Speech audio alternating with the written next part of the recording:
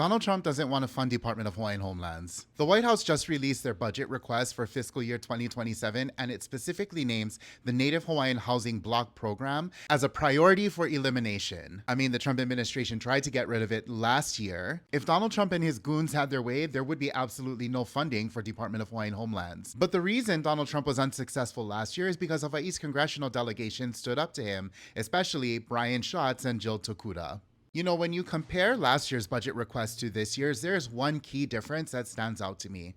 Last year, the Trump administration only named the Native Hawaiian Housing Block Grant Program to be eliminated.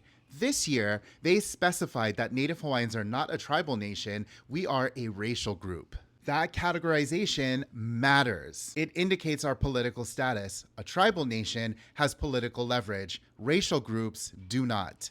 And without getting too lost in the weeds here, what you really need to know about that is that the only reason Hawaiians have access to these programs is because we have established a trust relationship with the United States. Trust relationships with the United States and the obligations that are subject to that only exist for groups that have some sort of political status, like tribal nations that have formal treaties. And so this is the Trump administration's way of saying that we do not have political status. And by categorizing us as a racial group, they effectively wash their hands of their trust obligations to our people. The Trump administration does not support anything that goes to specific racial groups. So by using this specific language, the Trump administration is communicating to us very clearly how they feel about Native Hawaiians. And why this should absolutely give you pause is because categorizing Hawaiians as a racial group is exactly the language being used in the lawsuit challenging Kamehameha School's admissions policy and the challenge to the Native Hawaiian Health Scholarship Program. They are making their priorities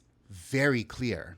It is not even a question. And so while I empathize and can certainly be sympathetic to the people who are frustrated with the way that Democrats handle a lot of shit, when it comes to Native Hawaiian programs in Congress and at the federal level, the only people standing up for us are Democrats. And that's not to say that they're perfect by any measure. I only say this because I need people to stop putting faith where it's going to be wasted. Putting your faith in Donald Trump is a waste. Unfortunately, elections have consequences, and for Kanaka Oiwi, those consequences tend to be more severe than for other people.